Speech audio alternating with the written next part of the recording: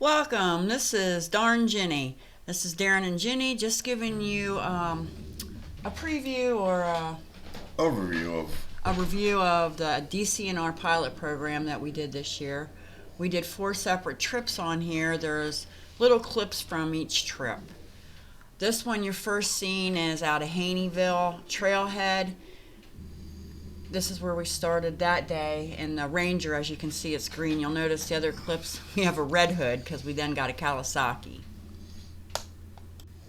we're leaving Haneyville. We're on the connector trail.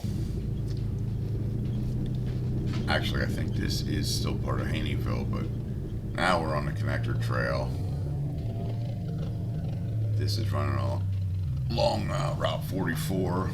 Haneyville's in Lycoming County. We go through Clinton County. We're in Clinton County right now. Ginny's driving, I think, because watch for the stop signs. She sometimes doesn't see them. They come up pretty quick. You'll see this. I was coming down the hill once, and right there was one. Wasn't expecting it, and they're. Needless to say, I had a little bit trouble stopping on that one. But right there's one of those little stop signs. Now we're coming up on the Potter County line. You'll see the sign here. She has it slowed up so you can read it. This route from like Haneyville to the 12-mile trailhead, you're looking at probably 20 miles, right around there. And you can park along Route 44 several places. They probably have, 8 or 10 Really nice places to park. spots to park. This is pulling out of the 12-mile trailhead. If you like to do a lot of riding, park in Haneyville. It's a long ride along the road there. If you want to get out and get in the woods and get to towns, go to 12 Mile. You get there an hour, a little bit more than an hour quicker maybe. Probably, yeah. But this is mainly running dirt roads or back roads. If you're into ripping and tearing, this isn't your thing, because the speed limit is supposed to be 25 mile an hour unless otherwise marked, and some places it's 10. Here we're pulling out onto Route 120 in North Bend, headed towards Renovo. This was just opened up the last couple of weeks of the pilot program. They opened this up instead of building another connector trail into Renovo from Whiskey Springs, which this gets you into. You got 3 gas stations in this part that they opened up and several restaurants. Grocery stores. I mean, it's pretty much anything you can need you could get here on this route. And I know a lot of people don't like running blacktop, but there is quite a bit of blacktop going this way. It's a little hard on your tires. It'll get you to Whiskey Springs. We went from Haneyville to Whiskey Springs that day, correct? So you can go to several state parks. We're on our way now to Colton Point, or the Pennsylvania Grand Canyon. This is the trail going in there. You have got about a quarter of a mile walk at the end of the trail. We met these people that day when we were unloading at the 12-mile trailhead. A group of people, very nice people. We really didn't plan on following them, but we ended up here at the same time as them. And then we ended up following them and hanging out with them the rest of the day pretty much. Pretty much. They went in Cross Forks. They went to a restaurant to eat. We had Luca, so we always pack our lunches and eat out in the woods. So we separated there, but we spent the majority of the day with them Pretty that much, day. yeah. It was a nice day. Great people. Yeah, here's the end of the trail. It's all walking from here, which is about a quarter of a mile, they say. So if you're not in the best of shape, it's not the best place to go. But it's a pretty easy walk. It's not a horrible walk. Luca was ready to walk here. He decided he was going to play Digger the dog and try to pull because he was smelling stuff. His senses were going wild that day. It's a nice walk through the woods. It truly is. It's a nice path. Just a little bit of... But I think they could make it so that people, the older folks, that wouldn't have to do the walk.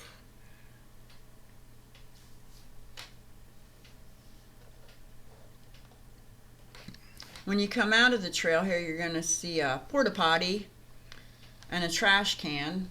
Should be coming up pretty soon. One of the biggest complaints is that they close the pilot program right before the leaves change, and it upsets a lot of folks. So if you're listening to this, Mr. DCNR, there's the old job Johnny and a trash can. You're going to see here in a minute, that day there was a ranger there showing off bobcats. Yeah. You're going to see it here in a minute.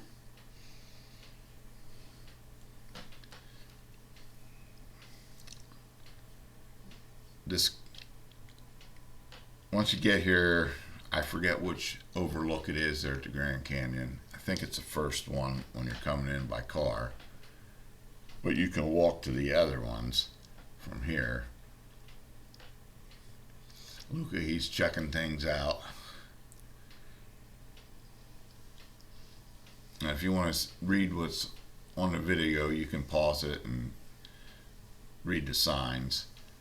Or better yet, take a trip there and go see it. It's beautiful. This is just to give you a preview of what you can do. You can ride, you can drive. It's beautiful. There's the ranger and his display. Luca, he wanted to play with the kitty, but that wasn't happening. No, we kept Luke away. This is the overlook over Pine Creek. See, there was people there that day. It was a beautiful day. It was an overcast day and not hot, not dusty. We've been on these trails where they're extremely dusty. Right. That day was not one of them. There's the cats and the ranger educating a person.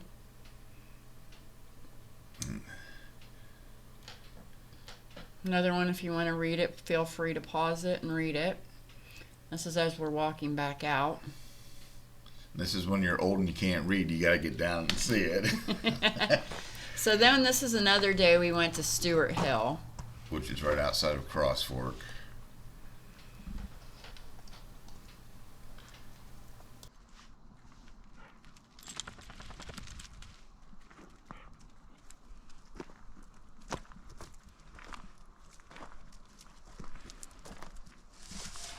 What are you doing, silly man? Why are you on the wrong side of the fence? Huh?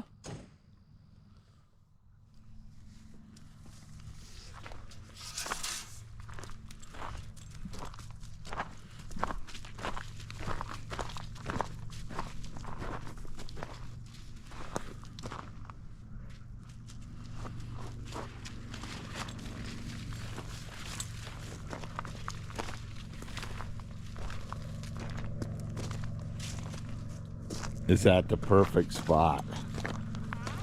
Luca.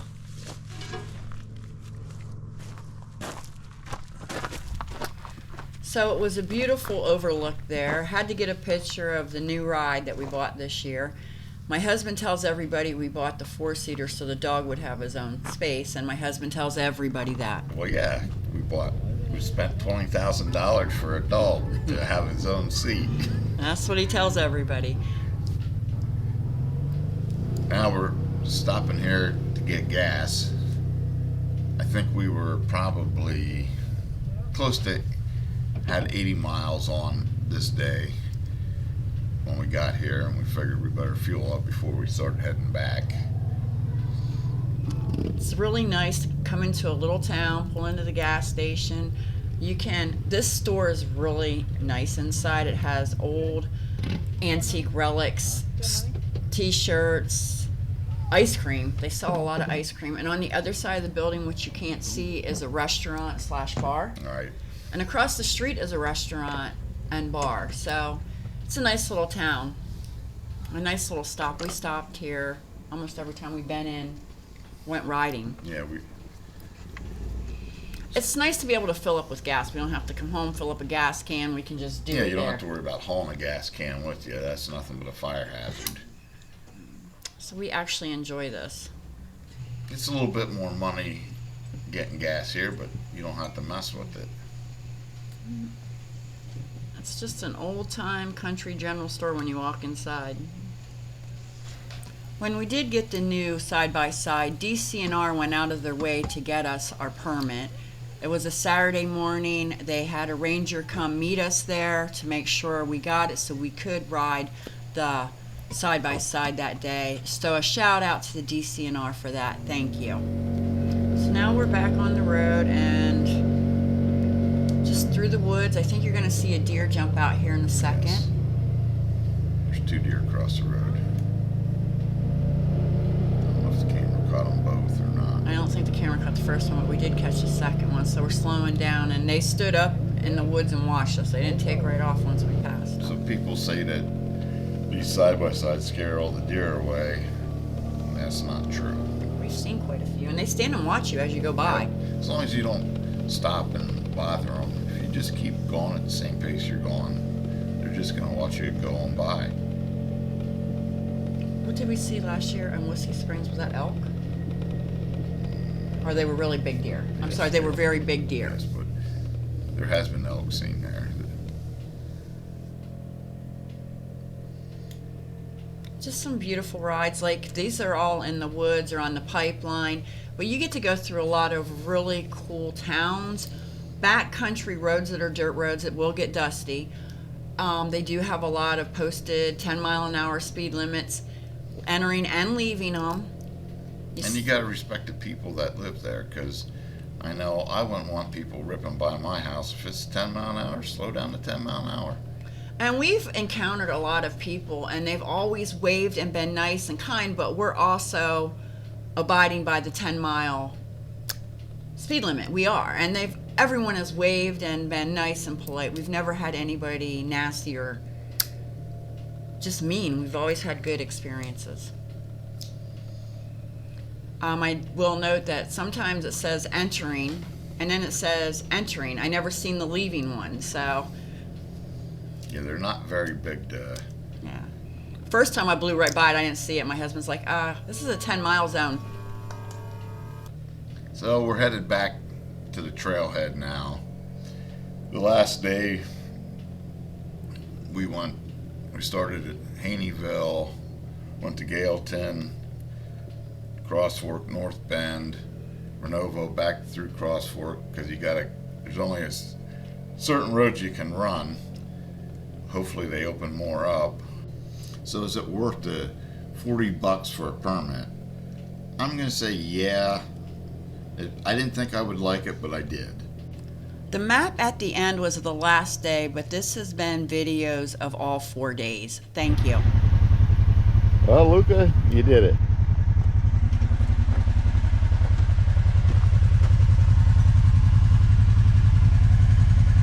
I don't know if you can see that. 170.4. Good day.